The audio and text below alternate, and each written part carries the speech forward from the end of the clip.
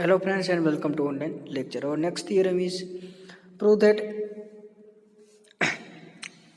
an જે આપેલું છે set of all even permutation of Sn is a subgroup of Sn of order n factorial by 2. તો આપણે an ને આપ્યું છે even permutation અને bn ને નામ આપી odd permutation. તો an યુનિયન bn શું થાય? આખો Sn. અને બંને નોન એમ્પ્ટી જશે. an પણ નોન એમ્પ્ટી અને bn પણ નોન એમ્પ્ટી, કેમ કે બંનેમાં આઈડેન્ટિટી એલિમેન્ટ તો હશે જ. કેમ કે as an માં હશે આઈડેન્ટિટી, એટલે કે 1 1 2 2 એ રીતે. તો as એટલે કે 1 ને 2 ઉપર અને 2 ને 1 ઉપર. તો એક પરમ્યુટેશન પણ આમાં પણ હશે, એટલે કે 1 2 ને તમે આ રીતે લખી શકો 1 2. 1 ને 2 ઉપર અને 2 ને પાછું 1 ઉપર.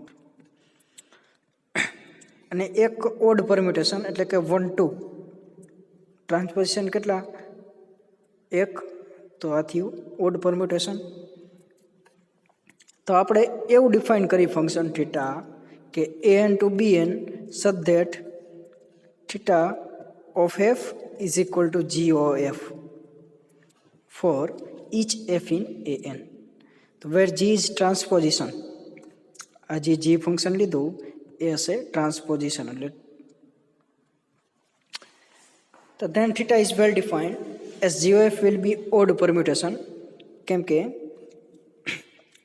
આ ઇવન પરમ્યુટેશનમાંથી કોઈ એક એલિમેન્ટ લઈ એટલે એફ ઇવન હશે, એફ ઇવન એનું કમ્પોઝિશન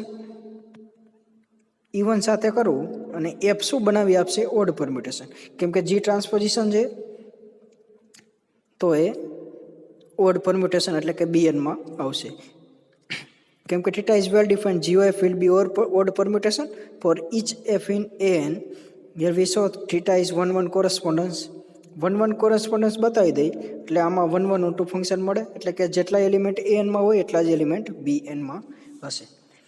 તો થીટા ઇઝ 1 1 બતાવવા માટે શું બતાવવા માટે? એફ જો 1 1 હોય તો F of x1 is equal to f of x2 હોય તો શું થાય? એફ 1 1 હોય તો x1 is equal two x2. અહીંયા થીટાને 1 1 બતાવું છે તો થીટામાં કેવા પ્રકારના એલિમેન્ટ છે? ફંક્શન ટાઈપના. તો theta of f1 is equal to theta of f2 હોય તો બતાવવાનું શું? f1 is equal to f2.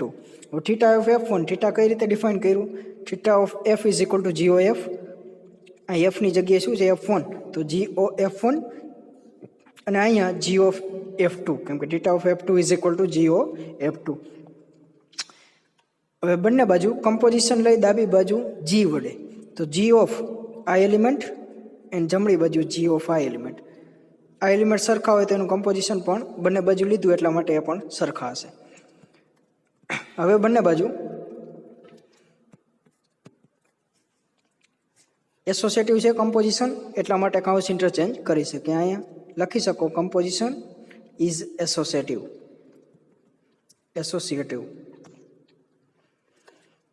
So GOG of F1, GOG of F2. હવે GOG એટલે શું થાય? આઈડેન્ટિટી. જે અગાઉ પણ આપણે ચેક કર્યું હતું અથવા તમે ચેક કરી શકો. કોઈ ઓડ પરમ્યુટેશન લ્યો તો એનું GOG શું થાય? આઈડેન્ટિટી. ઓડ નો લ્યો, ગમે તે પરમ્યુટેશન લ્યો પણ GOG શું થાય? આઈડેન્ટિટી હંમેશા. કેમ કે આ પરમ્યુટેશન છે એટલા માટે. ઓડ હોય ઇવન હોય F O F is equal to identity થાય એટલા માટે અહીંયા GOG is equal to identity થશે. તો identity composition with f1, identity composition with f2 એટલે શું થશે? f1 is equal to f2. Therefore theta is equal to theta is 1 1. હવે ઓન ટુ બતાવવા માટે કોઈ એક ફંક્શન લેવું જોશે bn માં કે સચ that theta of f is equal two h થવું જોઈએ તો એ ઓન ટુ ફંક્શન થઈ જાય. એટલે ફંક્શન ક્યાંથી ક્યાંનું છે? an to bn. તો આમાં કોઈ એક એલિમેન્ટ લેવો જોશે કે સચ ધેટ આમાં કોની એક પ્રી ઇમેજ મળે. તો bn માં એક ફંક્શન લઈ, bn માં કેવા પ્રકારના એલિમેન્ટ હોય? ફંક્શન ટાઈપ, એટલા માટે h ફંક્શન લીધું. તો bn માં ઓડ પરમ્યુટેશન છે તો h હશે odd permutation. Set of odd permutation છે bn, તો h કેવું હશે? Odd permutation. તો એફ ઇઝ ઇક્વલ ટુ આવું ચૂઝ કરું, GOH will be even permutation, કેમ કે G ટ્રાન્સપોઝિશન છે અને H ઓડ પરમ્યુટેશન છે.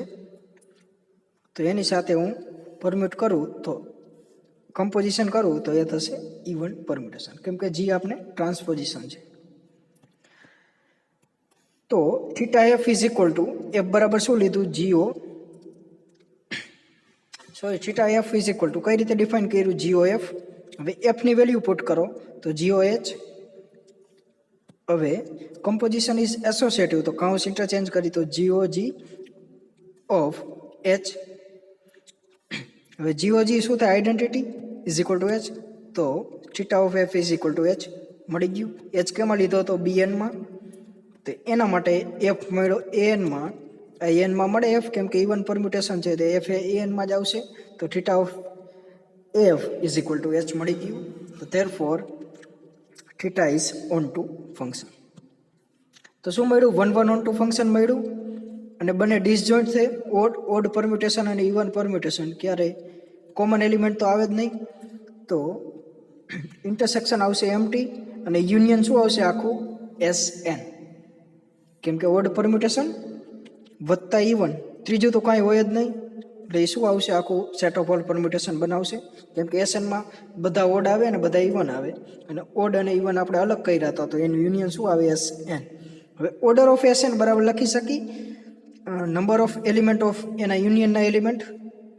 હવે ઓર્ડર ઓફ SN એ શું છે, n ફેક્ટોરિયલ. એટલે આનો મતલબ થાય, મોડનો મતલબ થાય કાર્ડિનાલિટી, એટલે સેટના બધા એલિમેન્ટ. એટલે સેટના યુનિયનના એલિમેન્ટને ફાઇન્ડ કરવું હોય તો એનો સમ કરવો પડે. આના બરાબર શું થાય, ANના એલિમેન્ટ વત્તા BNના એલિમેન્ટ. તો હવે થીટા ઇઝ 1 1 ઓન ટુ હે તો 1 1 ઓન ટુ કેના માટે એનો યુઝ કરી તો શેના માટે બતાવ્યું, કેમ કે AN ટુ BN ફંક્શન હોય અને એ આપણે 1 1 ઓન ટુ બતાવ્યું. તો જેટલા એલિમેન્ટની સંખ્યા આમાં હોય નંબર ઓફ એલિમેન્ટ, એટલા નંબર ઓફ એલિમેન્ટ સરખા હોય બંનેમાં. AN અને BNમાં નંબર ઓફ એલિમેન્ટ સરખા હશે. તો આ કહી શકી બંને સેટ સરખા નથી પણ એના નંબર ઓફ એની સંખ્યા, સેટની અંદરની સંખ્યા સરખી છે. તો number of element in AN is equal to number of element in BN. તો number of element in BN એની જગ્યાએ લખી શકો number of element of AN. તો આ 2 ટાઈમ્સ થયું, 2 ટાઈમ્સ ઓફ AN. તો ડાબી બાજુ n ફેક્ટોરિયલ હતું તો AN ની વેલ્યુ શું મળશે, n ફેક્ટોરિયલ બાય 2, જે આપણે સાબિત કરવાની હતી. એ જ રીતે BN ની ફાઇન્ડ કરવી હોય તો એ શું મળશે, n factorial by 2, number of odd permutation. કઈ રીતે, કેમ કે અહીં n ફેક્ટોરિયલ ટોટલ એ n ની વેલ્યુ શું મળી, n factorial by 2. n factorial by 2 સામેની બાજુ લઈ જાઓ એટલે n factorial minus n factorial by 2, એટલે શું મળશે, n ફેક્ટોરિયલ બાય 2. એટલે કે નંબર ઓફ ઇવન અને ઓડ પરમ્યુટેશનની સંખ્યા સરખી હોય અને શું મળે, n ફેક્ટોરિયલ બાય 2. હજી સબગ્રુપ બતાવવાનું બાકી રહ્યું. n is subgroup of SN. તો એમાં એક એલિમેન્ટ તો હશે જ આઈડેન્ટિટી, કેમ કે 1 2 1 2 આ સાયકલ મળી ઇવન, એટલે કે નોન એમ્પ્ટી છે અને સબસેટ મળશે. તો બે એલિમેન્ટ એમાં લઈ ANમાં જે કેવા પ્રકારના હશે, કમ્પોઝિશન હશે ઇવન પરમ્યુટેશન. ઇવન પરમ્યુટેશન એટલે tau 1 2 up to tau 2k even છે નંબર ઓફ સંખ્યા, અને G બરાબર 5 1 2 અપ ટુ 5 2k. તો 5 ટાઉ I અને સિગ્મા J આર ટ્રાન્સપોઝિશન, કેમ કે ગમે તે પરમ્યુટેશનને તમે ટ્રાન્સપોઝિશનના ફોર્મમાં લખી શકો. તો વિચાર ટ્રાન્સપોઝિશન. તો each INJ 1 less than equal to I less than equal to 2k and 1 less than equal to J less than equal to 2m, G inverse શું બનશે, G ની બરાબર આ લીધું તો બંને બાજુ ઇન્વર્સ એપ્લાય કરો તો આ બને. તો આનો ઇન્વર્સ શું થાય, સિગ્મા 1 સિગ્મા 2 એનો ઇન્વર્સ થશે sigma 2 inverse composition with sigma 1 inverse. અહીંયા કેટલા એલિમેન્ટ છે, 2m, એ બધા ઊંધા થઈ જાય એટલે કે સિગ્મા 2m પહેલાં લખો એ રીતે ઘટતા ક્રમમાં, એ પણ એ n માં જ આવશે. તો f ઓ જી ઇનવર્સ એ શું થાય તો sigma 1 to up to sigma 2 કે જી ઇનવર્સ શું ફાઇન્ડ કર્યું આવડવા એ પુટ કરો એ પણ એ એનમાં મળશે તો આપણે એફ જી ઇનવર્સ એટલે એફ કમ્પોઝ જી ઇનવર્સ કેમાં બતાવ્યું એનમાં therefore N is subgroup of S N ને also order of N is equal to number of એટલે અથવા cardinality of N is equal to N factorial by 2 and it is subgroup of S n. Next definition, alternating subgroup of order degree n. The set of all even permutation of Sn is from subgroup with respect to binary operation composition product of permutation and it is called the alternating subgroup of degree n. એટલે n ને શું કહેવાય alternating subgroup of order n. And Bn is not subgroup of Sn as a binary operation of product of permutation. It is not defined on Bn because product of two odd permutation is even permutation. એટલે Bn subgroup નહીં થાય યાદ રાખજો An subgroup થશે કેનું Sn નું કેમ કે આમાં ટુ એલિમેન્ટ લઈ ઓડ પરમ્યુટેશન તો એનો પ્રોડક્ટ કરો ઓડ ઇન્ટુ ઓડ તો એ થશે ઇવન કેમ કે આ રીતે પણ જોઈ શકો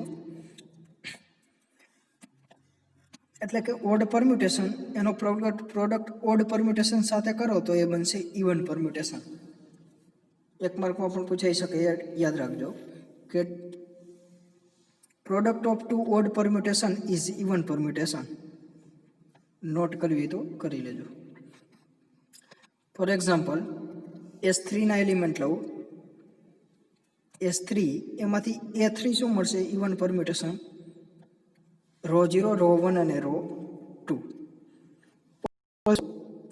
A3 નો જનરેટર બનશે રો 1 એટલે રો 1 થી તમે બધા એલિમેન્ટ એના ડિફાઇન કરી શકો A3 ના also row 1 square is equal to row 2 row 1 cube is equal to row 0 અને રો 1 નો 1 પાવર ઇઝ રો 1 એટલે કે એમાં રો 1 જનરેટર બનશે અને એમાં ઇવન પરમ્યુટેશન કેટલા મળશે row 0 row 1 and row 2 signum of permutation એ આપણે જોશું નેક્સ્ટ લેક્ચરથી